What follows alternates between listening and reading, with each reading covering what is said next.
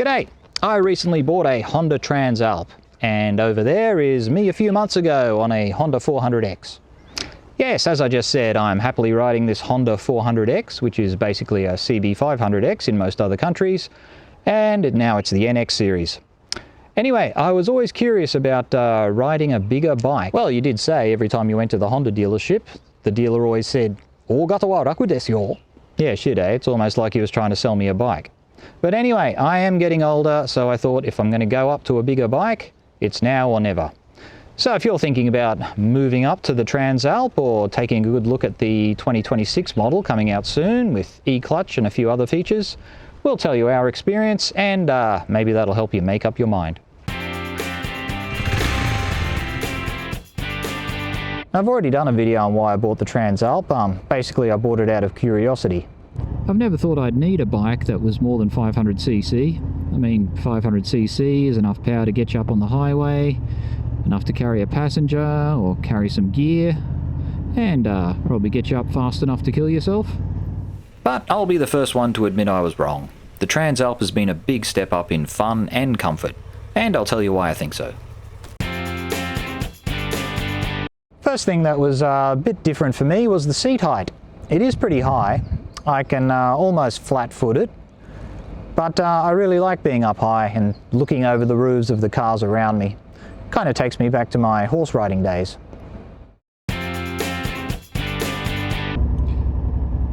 So I've got a quick shifter fitted to my bike, and it's not really something I use a lot, but it's fantastic for getting quick takeoffs at the traffic lights and places like that. It's fully adjustable as well. I've got mine set to a soft change at relatively low revs. But anyway, let's give it a go. So off we go. Clutch to go first, then second, and third. Oh, and it's just so smooth. Fourth, and here I go up to fifth, and it's just... yeah, you've got scooter level ability to get acceleration and speed up. So yeah, a lot of fun.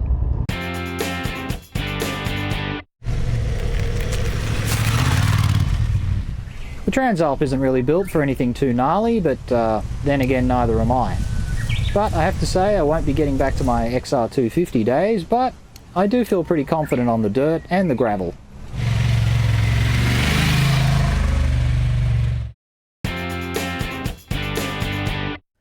Another thing that was pretty new to me are the riding modes. You've got standard, rain, gravel, sport and 2 custom modes.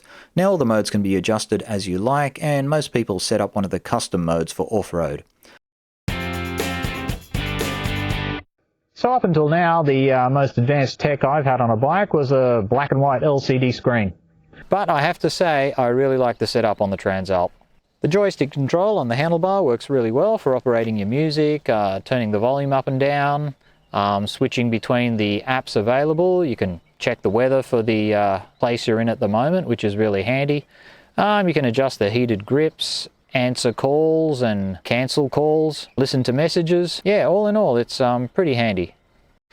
This is also the first time I've actually had an app on my phone that connects to the bike, even though that seems to be pretty standard with most bike makers these days. Honda has the Road Sync app, and there are some people who complain about it, but it works fine.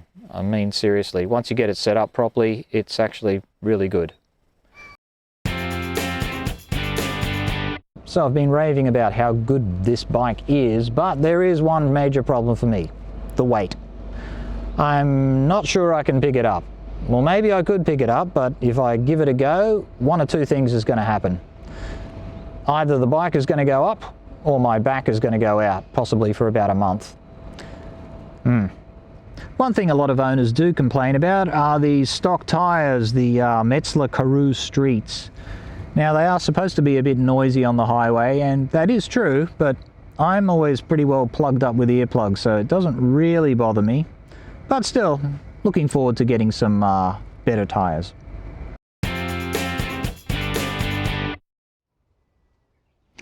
I still have both bikes, and I really like them both, but I have to say I'm surprised at how much of an upgrade the Trans Alp has been.